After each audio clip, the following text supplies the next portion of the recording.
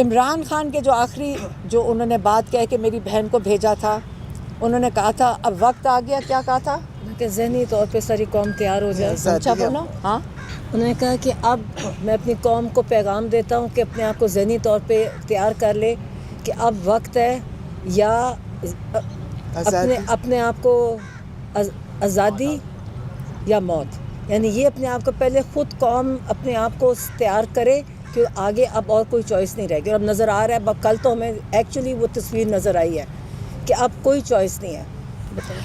اور جو میری بہن کے ساتھ ہم رات کو ان کو ہاسپٹل لے کے گئے، ایک سال پہلے ان کا بازو ٹوٹا تھا، اور جس طرح وہ عورتیں جانوروں کی طرح ان کو گھسیٹ رہی تھیں سڑک کے اوپر، اور کتنی مشکل سے اگر ہم نہ چھڑواتے، اگر نہ لٹرلی کس طرح ہم نے اندر گھس کے ان کو چھڑوایا، اور یہ ان کو ہوش نہیں تھی. اس لیے یہ آپ کو نہیں بتا سکتی کہ ان کے ساتھ کیا ہوا تھا، کیونکہ ہمیں ان کو اٹھانا مشکل ہو گیا تھا کیونکہ یہ بے ہوش میں نہیں تھی. اور ان کو اگر پوچھیں تو ان کو یاد نہیں ہے، ان کو صرف آواز آ رہی تھی نادیہ خٹک کی، کیونکہ یہ ان کو دوسری طرف سے روک رہی تھیں.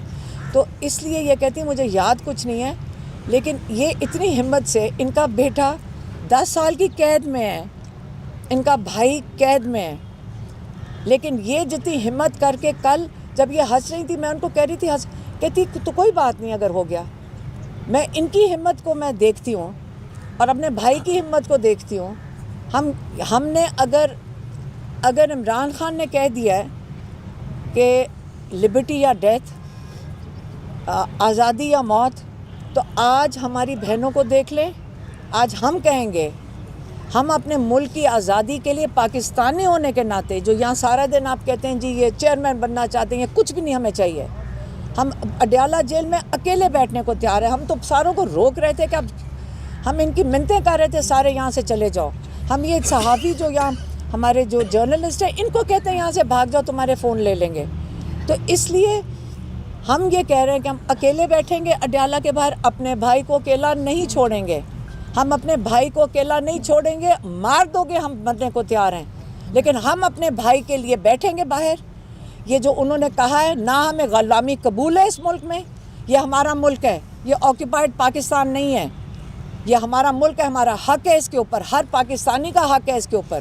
یہ سیاست نہیں ہے، یہ ہمارا ملک ہے.